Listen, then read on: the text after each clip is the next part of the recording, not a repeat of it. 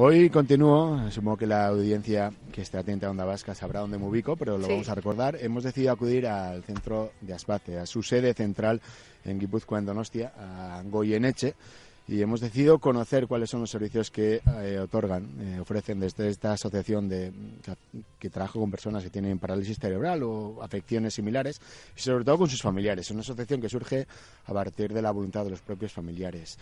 Y queríamos conocer además en esta segunda intervención, en un primer momento hemos tenido la oportunidad de charlar con gente usuaria de estos servicios y con algunos responsables, y ahora queremos conocer uno de los motivos de esta visita, ¿no? Que es el nuevo parque que han inaugurado aquí en los jardines de Goyeneche, un parque pues habilitado pues para todas las personas. Es un parque desde luego accesible, muy bonito, muy colorido, y que ha sido pensado, pues lógicamente, para que todos los usuarios de Aspace puedan disfrutar de él, lógicamente, especialmente dirigido a los niños y a las niñas. Y así que estamos en medio de este parque, intentando disfrutar, intentando jugar e intentando aprender, y lo vamos a hacer de la mano, de la voz de Chus Gomara, que ella es la directora escolar de Aspace en Guipúzcoa. Chus, muy buenos días. Buenos días. Asientes con la cabeza, no te gusta nada que te diga directora, tú te quedas con lo de jefa, te quedas más con lo de directora, quiero decir, ¿no? Directora, eso es. Bueno, yo lo que dirijo es una escuela de educación especial. Por eso me gusta que sea directora. Antes Aspace tenía otras connotaciones mucho más sanitarias y ahora nos hemos convertido de pleno derecho en una escuela. Llevas muchos años aquí, ¿eh? Llevo, sí, pues prácticamente toda mi vida profesional. Cumpliré 40 años y bueno, este es mi último curso. Y eres psicóloga de formación, además. De formación soy psicóloga y bueno, de funciones, pues es, bueno, todo al final está contaminado de la psicología. Entonces, bueno, por las distintas funciones, desde luego que el sello siempre lo pone la psicología. No sé si empezar por la propia escuela o por el propio parque donde estamos ubicados. ¿Qué podemos destacar ahora mismo? Ya que estamos aquí, en este colorido lugar, veo gusanitos, veo caracoles, veo mariposas, veo ruedas, veo asientos que no sé si aguantarán el peso de un servidor. Bueno, el parque es un espacio más dentro de lo que nosotros entendemos que es nuestra escuela inclusiva. Queremos ser realmente una escuela inclusiva con mayúsculas, y esto lo que significa básicamente es que tenemos en cuenta las necesidades de nuestros alumnos y luego vamos respondiendo a lo largo de todo el día y en los distintos espacios, vamos respondiendo a esas necesidades. Entonces, el parque es una necesidad más. Todos nuestros niños se tienen que divertir igual que los demás y no siempre lo tienen fácil. El acceso a los columpios habituales que hay en los parques públicos pues no siempre es sencillo. Poco a poco cada vez va habiendo más columpios adaptados, pero siguen siendo como muy pocos, ¿no? Entonces, bueno, pues este parque reuniría todos esos aspectos que nuestros niños necesitan para poder divertirse como un niño más. Antes Aspace estaba ubicado en un entorno donde, bueno, sobre todo había árboles y estábamos como muy aislados. Poco a poco los árboles han ido desapareciendo y nos han traído casas y vecinos. Entonces, esto hace posible que cada vez también nuestras relaciones sociales sean más ricas. Ahora tenemos todas estas casas nuevas que están al lado, donde hay muchas parejas jóvenes con niños, y esto posibilita mucho esta relación más normalizada. Estás estableciendo una preciosa analogía con la situación del parque, de los bosques y la situación de visibilidad también de estas personas que acuden a Aspace. Eso es. Ha cambiado mucho porque has hablado de evolución.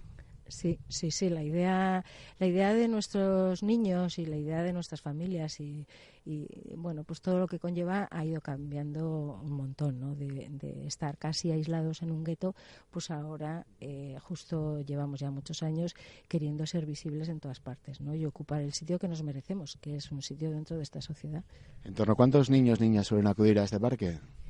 Bueno, a esta parque ¿Con cuántos trabajáis, mejor dicho? Nosotros atendemos, o sea, dentro de la escuela que tenemos, atendemos a 124 niños en este momento.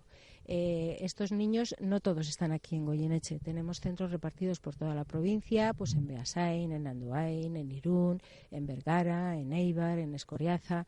Tenemos diferentes centros y diferentes variables, ¿no? Entonces, hay centros como este de Goyeneche, donde hay aulas por etapas, y también tenemos aulas estables distribuidas en algunos centros ordinarios.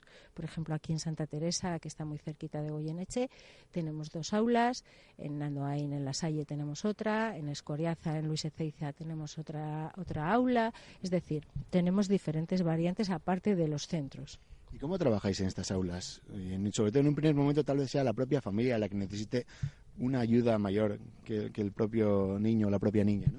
Sí, aquí vienen niños, antes de entrar en la escuela, en el servicio educativo, vienen niños normalmente enviados desde el hospital porque, bueno, manifiestan tener alguna dificultad o riesgo en su proceso de aprendizaje. Y entonces desde neuropediatría normalmente se envían aquí. Entonces llega la familia con su niño y nosotros le atendemos dentro de un modelo de atención temprana. Este modelo de atención temprana lo que hace es analizar la situación familiar, las necesidades familiares, las necesidades del propio niño, y intervenir. Una serie de expertos del equipo de atención temprana intervienen con esta familia, pero dentro de su entorno natural. Antes tenían que venir a Space, con lo cual era una connotación, pues en muchos casos, que generaba también sufrimiento, porque esto tenía unas características determinadas, y ahora eso también se facilita mucho más porque es el profesional el que se desplaza a su entorno natural, y entonces a partir de las necesidades, de las oportunidades de ese entorno, va trabajando, entre comillas, lo que es la educación y el desarrollo de ese niño, ¿no? Por lo tanto, se trabaja más en el propio entorno, en el ámbito natural de este niño o de esta niña, más que aislarlo y traerlo a un sitio. Eso es. Se trabaja mucho más en ese entorno, en principio, de la familia, pero también podemos trabajar, ya que estamos en el parque, también se trabaja en el parque que tiene al lado de su casa, porque muchas veces pues no sabe cómo acceder, o incluso ese parque le está propiciando un montón de oportunidades para su propio desarrollo, para el control de su cuerpo, para la experimentación. Al final se trata de aplicar patrones normalizados que suceden en el común de los niños también a nuestros niños, ¿no? Y entonces aprovechar lo que son las oportunidades diarias. Claro, cada caso también será un mundo, ¿no? Como sucede en el resto de cuestiones. Eso es descubrir. ¿Se puede establecer algún patrón o algo de comportamiento de actuación vuestra? Yo creo que el patrón común es sobre todo el respeto a las características individuales de esa familia, y dentro de esa familia, por supuesto, de ese niño, ¿no? Esa sería la diferencia. Antes se funcionaba por etiquetas, y ahora se funciona atendiendo al individuo, a las necesidades del propio individuo. ¿Hemos llegado a eliminar estas etiquetas? Bueno, nosotros sí que estamos luchando porque así sea, ¿no? Por descubrir al individuo, a la persona, al alumno, incluso utilizando ya un lenguaje normalizado, sin hablar de son paralíticos. No son paralíticos, pueden tener una parálisis cerebral, pero son niños, son adultos, son personas, sobre la etiqueta esa, ¿no? Sí. Yo he aprendido, a raíz de conocer a una persona que vive aquí, Javi Pascual, al cual saludo ahora mismo, que son personas que viven sentadas, y me encantaba esta definición. Eso es verdad, que viven sentadas o de implica más maneras, allá que eso, ¿no? Mismo. Eso es verdad, eso lo define muy bien. La sociedad, insisto, ya se está acostumbrando a eliminar estas etiquetas, pues algo que se percibe más desde dentro, pero que desde fuera no termina de llegar este mensaje. Bueno, yo creo que son maneras, ¿no?, de referirse, son como estereotipos que todos tenemos, ¿no? Y que poco a poco, a medida que vas oyendo una denominación diferente, pues al final va entrando dentro de ti y ya lo utilizas con más normalidad. Es cuestión de insistir, no es más. Chus, llevas ya prácticamente 4 décadas dedicándote a esto. Decías antes en el arranque que va a ser tu último curso. No quiero ponerme demasiado sentimental, pero ¿quieres lanzar algún tipo de mensaje o, no sé, algo que resuma tu experiencia tan interesante e intensa, imagino, que has tenido en este periplo? Bueno, para mí ha sido toda una vida, la verdad, y he aprendido a vivir también aquí, ¿no? y a valorar lo que es importante y lo que no. Yo lo que quisiera es que realmente nuestros niños y sus familias tuvieran la vida que ellos quisieran tener, libres de etiquetas, sino simplemente como individuos, pues cada uno tenemos nuestras áreas estupendas, nuestras áreas mediocres, nuestros defectos y nuestras cosas a eliminar. Todos somos iguales. Entonces, pues que al final se nos vea como uno más, que además enriquece a la sociedad. Chus Gómara, directora escolar de Aspace en Guipúzcoa, gracias por acompañarnos, por enseñarnos este parque y por darnos esta lección. Bueno, un placer. Muchas gracias a vosotros.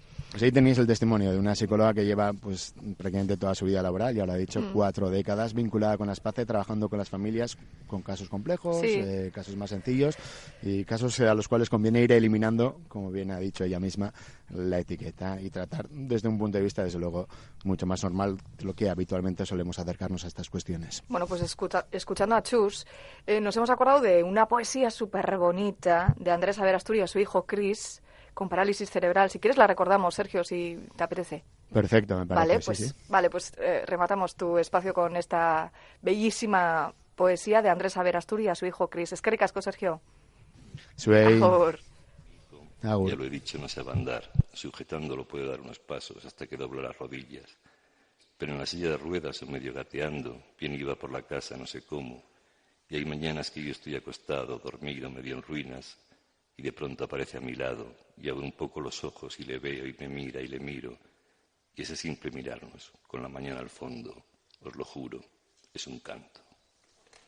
Mi hijo mueve los brazos desmesuradamente y las piernas y todos los costados de un cuerpo sin secretos, todo desmesurado. Si se ríe a carcajadas y cuando abraza, abraza tanto que casi te hace daño y te coge y te araña y te busca la boca con la mano y se faja contigo cuerpo a cuerpo, alma a ala.